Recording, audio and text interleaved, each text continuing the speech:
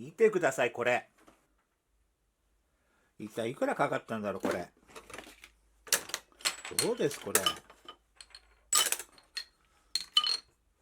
これだけでね、7、8万もっとかかってますかね。10万近くかかってるんでしょうか。まあ、計算もしてないですよね。でも、計算するのもね、嫌になってきちゃう。正直言ってですね、これもう一台カメラが買えたんじゃないかっていうような金額ですよね。ブラックマジックポケットシネマカメラ 6K というものを購入して、それに付属するリグをいろいろ買いました。それから撮影をする上で、操作しやすくするような、サードパーティーの、商品も購入しました。まあいろいろとこう購入してこれを組み上げてはみたんですけれども、正直言って今一つこうなんて言うんでしょうね、気分が乗らないっていうか満足しないというか、なんか無駄なもんにお金払ってるんじゃないかというそんな、物悲しい気持ちが、あります。今日はね、私がどのようなね、利用を組んでるかっていうのを見ていただきたいなと思います。それから、要所要所でね、パーツについてのね、レビュー、良い点悪い点ありますんでね、これを語っていきたいなと思います。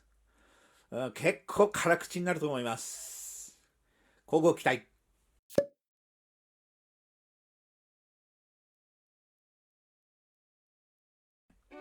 80年代の有名なアニメ「アキラ」を思い出しますね。このガラッガラッガラな感じがね、なんか。ではね、ちょっと避けていろいろ。まずカメラですよ、カメラご覧ください。これがブラックマジックデザインの、ポケットシネマカメラ 6K、まあね、レンズがねキャノンついてます。でこれにカメラケージ、ティルタのねカメラケージ、これをね取り付けていきたいと思います。これねこうではないです。こっちから入れます。こっちからね。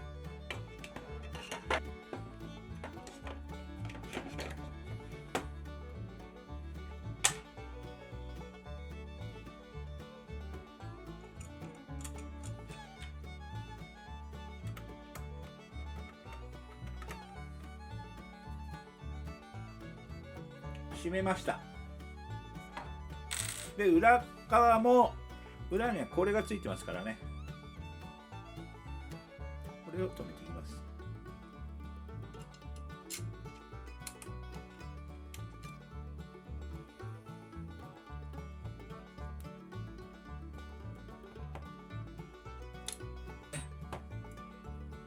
で出来上がりました。それからね、これ全部取ってあります。こういうものでね、パチンパチンパチンとこれ取って、いつもむき出しの状態にしてあります。これね、はい、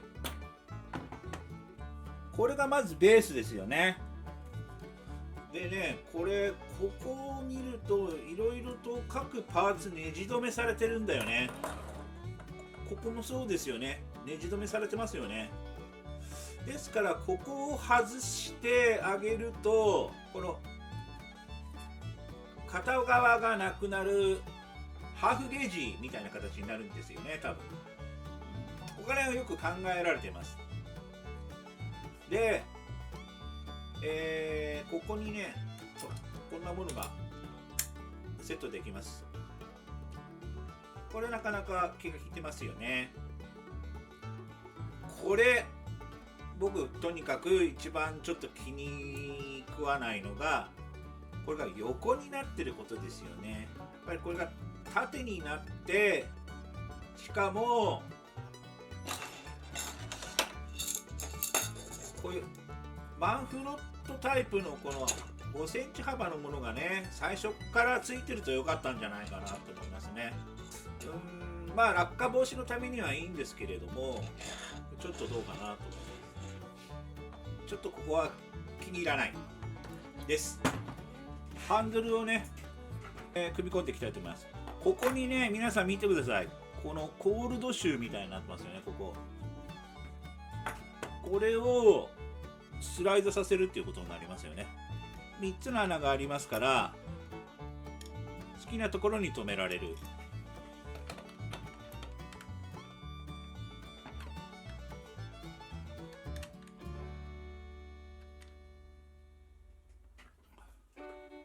はい、このようになりますね。ここで皆さんに言いたいことがある。これね、精度がすごい良くないんですよ。しっかりこう締めましたよね。締めたんですけれども、見てください、これ。ここね。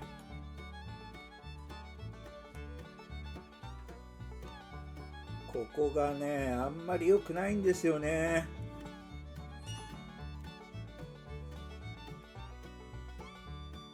これなんですよ、これ。精度が悪いというか、このコールドシュー自体にネジを組み込むっていうのはあまりいいアイデアではないですよね、これね。どうしてもね、ちょっとぐらつくんだよな、これ。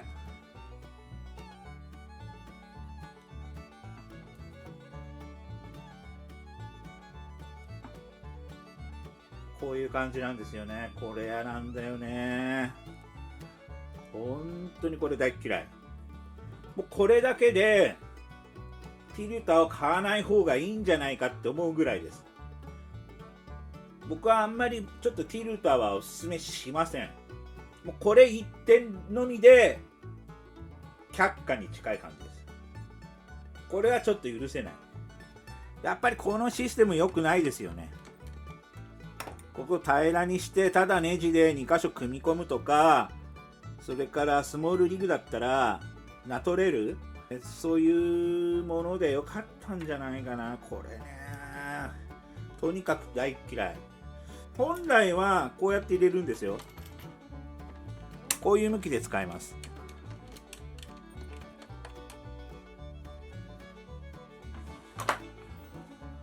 本来ならこういう向きで使うんですけれども、ほら、こんなに遊びですよ。で、それからね、このハンドルがもう一点気に入らない点があります。それはね、これですよ、これ。これね、フードつけられるようになってますよ。サンフードね。サンシェード、サンフード。このように止められるようになるんですよ。見てください、このレンズが先端が重くなるので、どうしてもこういう風になりがちなんですよね。角度がこういう風にね、なりがちなんですよ、ハンドルって。なぜならこの先端がね、レンズがついてますから、こうどうしてもこうなりやすい。そうするとこのスルスルスルっつって危ないですよね。で、僕はこれが嫌なので、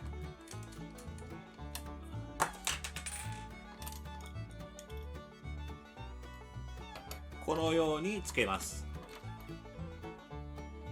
ここで問題がね、発生するんですね。そうするとほらご覧ください。ここが埋まってしまって取り付けられないんですよね。これ取り付けられない。もう少し角度をね変えていただけるとこれが取り付けられたんですけども、これね、一番前にやっても同じなんですよ。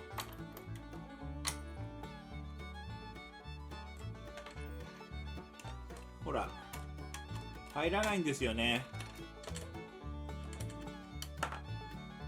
これが使えなくなってしまうっていうのが問題ですね、これね。ただこの持ち方はこういう風につけた方が落下なくなりますよね。ここストップがかかるから。ちょっと見てください。どうですか、これだとね、ほら落ちないじゃないですか。ここにエンドがあるから落ちにくい、落とさない。じゃあこれでどうするか、諦めるかっていうことなんですけれども、諦める必要はありません。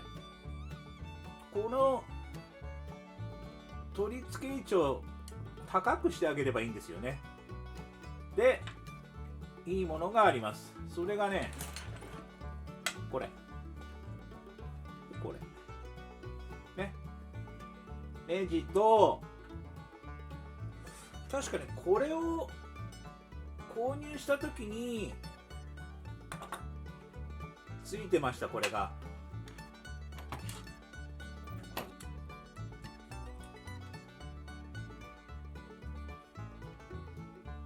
ネジをこのように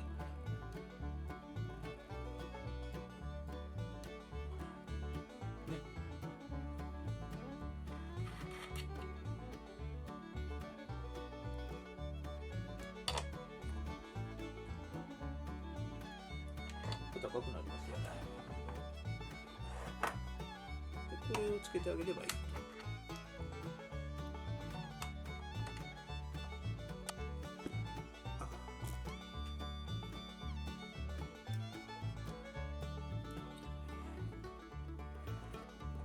これでここの空間ができましたよね。ここにほら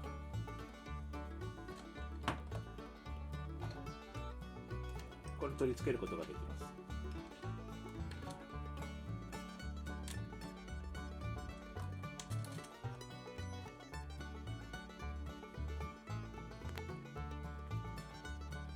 これでハンドルもリバースで落下しにくくなり、サンフードもつけられる。でもね、できればやっぱりここはね、こういうシステムじゃない方がいいんで考えていただきたいなと思います。それからね、僕このカメラケージがね嫌いなとここね、これこうなってるでしょ。これ下がってるんだよね。ここ水平にしてもらえないと、こういうふうにここね干渉しちゃうんですよ。ほらこういうところが。だからここに穴があっても意味がないんですよね。それからね、このケージここも使いにくい。こんなのいりませんから、ここまっすぐにしてもらって、ここもっとアクセスしやすいようにしてほしい。それかこういうふうに囲う、あるいはこう囲う、このようにね。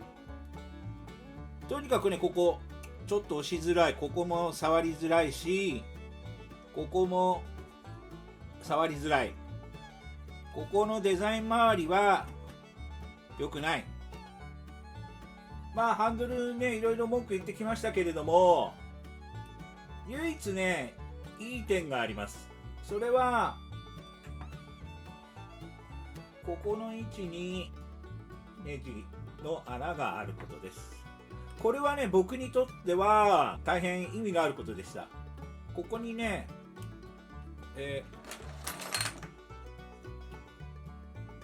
バッテリープレート、これを取り付けたいんで、パコッと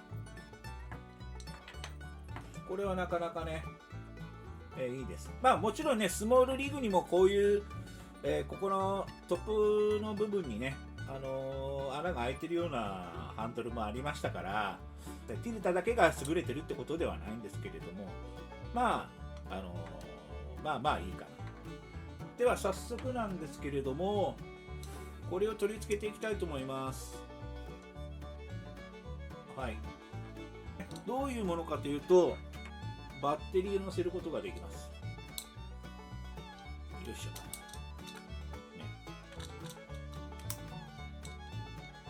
これ12ボルトと、7.4 ボルト、出力が2つありますからね、これ便利なんですよ。で V マウントバッテリーを使う人がほとんどだと思うんですけれども、まあ、高いし重いし、システムが大きくなる、あまりいいことはありません。ですから僕は割とこのバッテリーに関してはこのソニーの NPF タイプを使います。長い時間収録しないっていうのはあるので、僕にとってはこちらの方がいいかなと思ってます。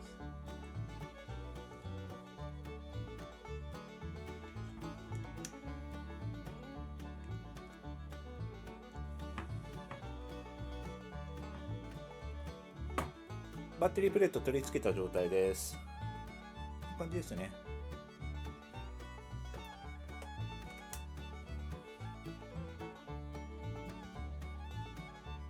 どうですか？いい感じでしょ？こういう風にやってる人はね、あんまり見ない。インターネットで YouTube でもね、いろいろ見たけど、僕のようにやってる人はいないですね。でもこれおすすめです。レンズとバッテリーの重さでバランスが取れてね、とてもいい。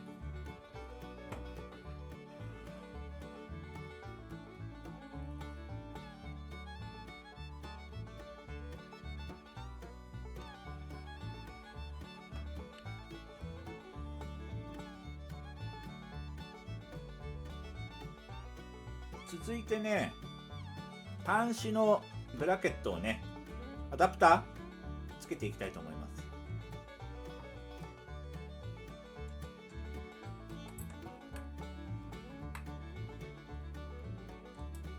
はい、しっかり入りましたね。USB-C L 字アダプターを取り付けます。ここね、ちょっと分かりにくいんですけど、ここにありますからね。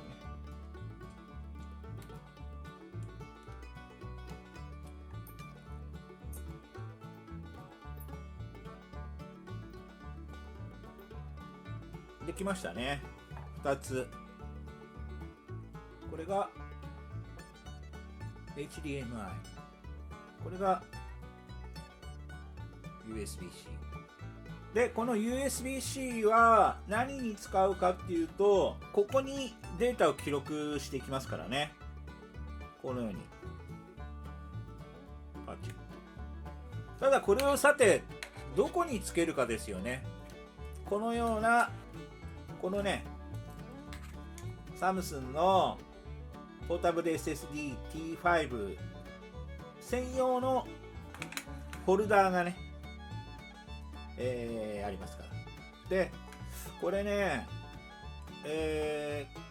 これはめ殺しになっちゃって取れないんですよ。こっちの方はネジで外せるんですけれども、ですから場所はもう必然的にここにこうつけるか、こうつけるか、こうつけるか、こうつけるか決まってますよね。で、大体もうベストなポジションはどこかと言いますと、ここです。一番オーソドックスですから、ここにつけていきます。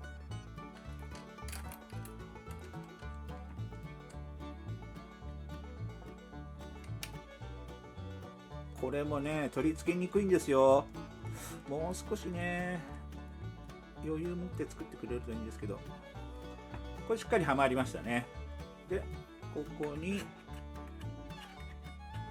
組み込むことができます。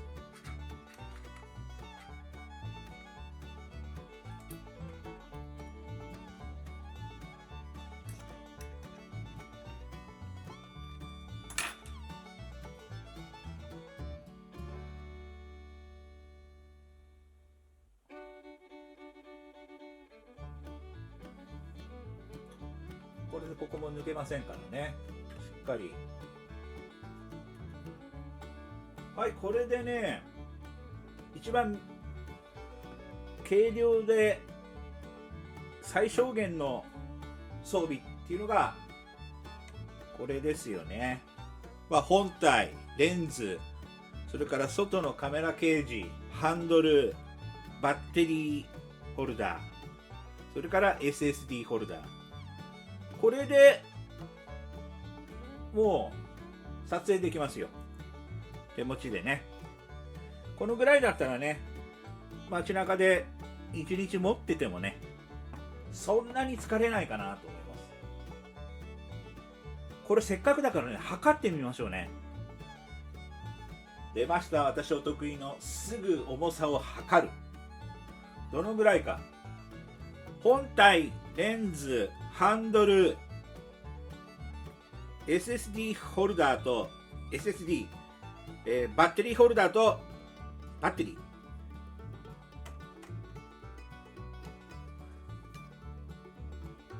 ー。うわっちゃー。ご覧ください、これ。もう 2.6 キロありますよ。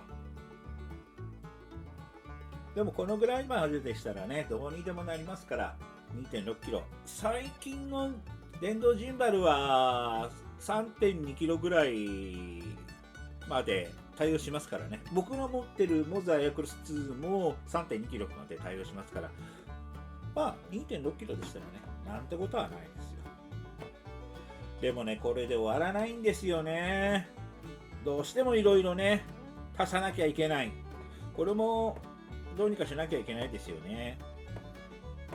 それに他にもね、いろいろ組み込んでみたいパーツなんかもあったりするわけですよね。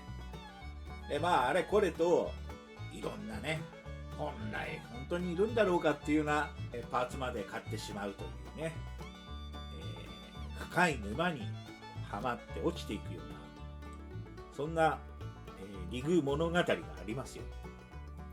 今日はね、それをね、一つ一つね、皆さんにお見せするっていうことでね、僕のね、まあ馬鹿げた散財をね、無駄遣いをね、ちょっと見ていただきたいと思います。反省をしております。自戒の念を込めてこれを撮っております。